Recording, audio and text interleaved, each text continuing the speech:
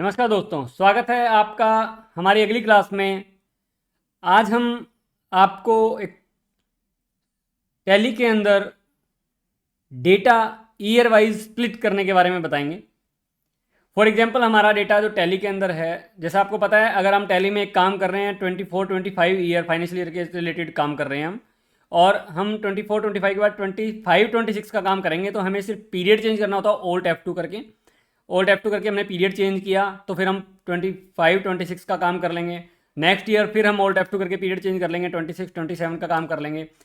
अब हमने 4 year 5 year 6 year जितना भी है डेटा इकट्ठा उस एक ही कंपनी के अंदर डेटा हमने बनाया हुआ है।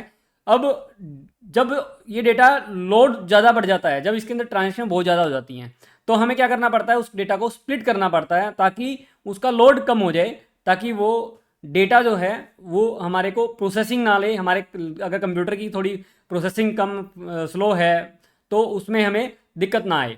तो उसको कैसे हम स्प्लिट करते हैं, और स्प्लिट करने से कैसे डेटा ऑटोमेटिकली जो क्लोजिंग बैलेंस है वो नेक्स्ट ईयर के ओपनिंग बैलेंसेज कैसे बनते हैं, तो वो कैसे टैली के अंदर स्प्लिट होता है डेटा।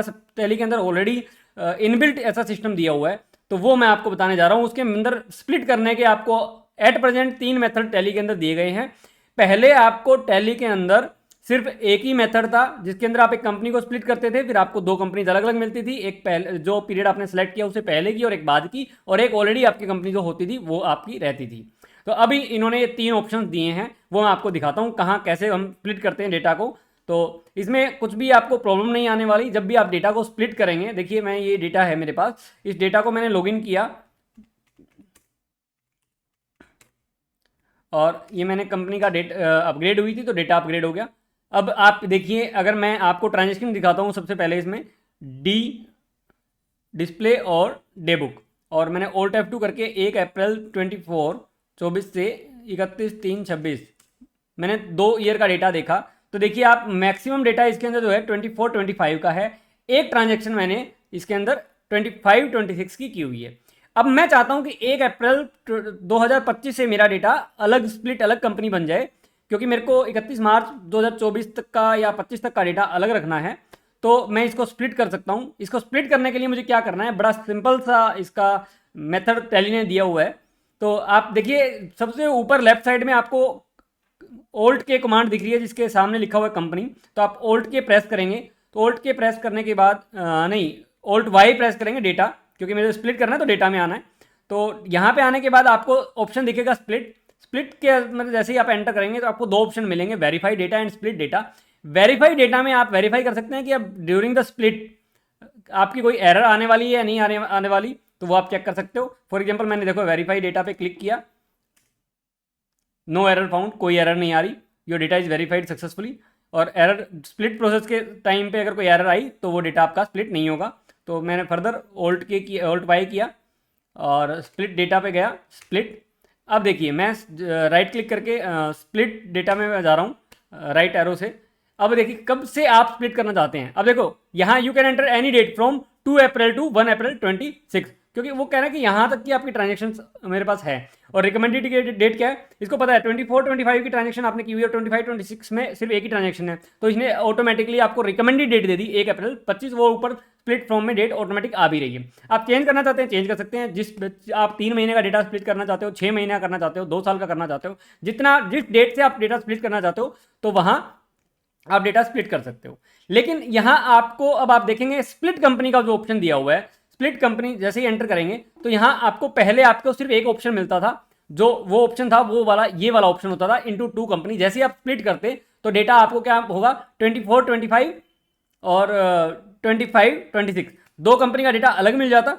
ये 2 ईयर आपको अलग मिल जाते, प्लस जो आपकी ऑलरेडी कंपनी थी वो मिल जाती। लेकिन अब इन्होंने कुछ अलग कर दिया है, फ्रॉम स्प्लिट डेट, मतलब मुझे ये कंपनी है, इसके अलावा 1 अप्रैल 25 से मेरे को डेटा अलग कंपनी में मिल जाए, मेरे को और कोई मुझे कंपनी नहीं चाहिए। तो मैं आपको दिखाता हूँ, देखिए फ्रॉम स्प्लिट डेट मैंने एंटर किया, यस स्प्लिट कर दीजिए। ये स्प्लिटिंग की प्रोसेस चल रही है, जैसा आप देख रहे हैं स्प्लिटिंग की प्रोसेस चल रही है।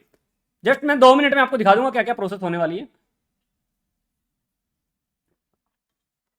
इसके अंदर 222 के अप्रोक्स मास्टर और वाउचर या रिलेटेड इन्फो हैं, उसको स्प्लिट कर रहा है। स्प्लिटिंग वाउचर, अब स्प्लिटिंग वाउचर हो रहा है, पहले मास्टर से अब वाउचर्स को स्प्लिट कर रहा है। ये कंप्लीट।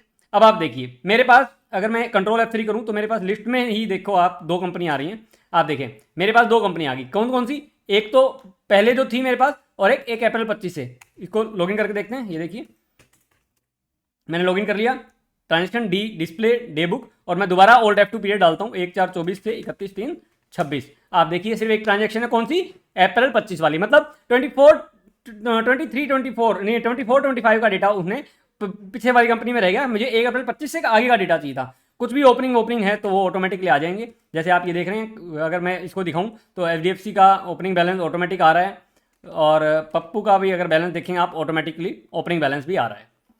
मैं आपको कहोगे तो मैं आपको लेजर भी दिखा देता हूँ। ये देखिए डिस्प्ले अकाउंट बुक्स लेजर, और मैं ये पप्पू का बैलेंस आपको दिखाता हूँ। ये देखिए ओपनिंग बैलेंस भी ऑटोमेटिकली आ रहा है। सब जो क्लोजिंग है वो ऑटोमेटिकली अपने आप ओपनिंग बन जाएंगे नेक्स्ट ईयर में। अब मैं आपको दिखाता हूँ नेक्स्ट ये कैसे होगा। तो उसके लिए मेरे को ये डेटा डिलीट करना पड़ेगा। डेटा डिलीट करने के लिए कैसे डिलीट करते हैं हम, देखो इसको अगर इसने ये कंपनी आपने लॉगिन की हुई है, जैसे ये आप लॉगिन कर लें, पासवर्ड सेम रहेगा ओल्ट के से, और यहाँ ऑल्टर पे जाएं। ऑल्टर पे जाने के बाद ये वाली कंपनी ओल्ट डी और डिलीट कर दें, तो ये कंपनी आपकी यहाँ से डिलीट भी हो जाएगी। अब दोबारा मैं आपको दिखाता हूँ दूसरा ऑप्शन, ओल्ट वाई स्प्लिट 1 अप्रैल 25 से। अब मैंने पहले फ्रॉम स्प्लिट डेट किया था, अब बिफोर स्प्लिट डेट कर देता हूँ। 1 अप्रैल 25 से पहले का डेटा स्प्लिट हो जाए, है ना, बिफोर स्प्लिट डेट, और एंटर कर दिया मैंने, एंटर। अब देखिए आप ये डेटा स्प्लिट हो जाएगा आपका बहुत ही ईजी वे में। आपको कुछ भी नहीं करना, टैली सब कुछ स्प्लिट करके देगी आपको, बस आपको प्रोसेस के लिए वेट करना है। लेकिन ये प्रोसेस जब हो रही है, जब आप स्प्लिट कर रहे हैं, तो ये ध्यान रखना। अब मैं आपको ओपन करके दिखाता हूँ।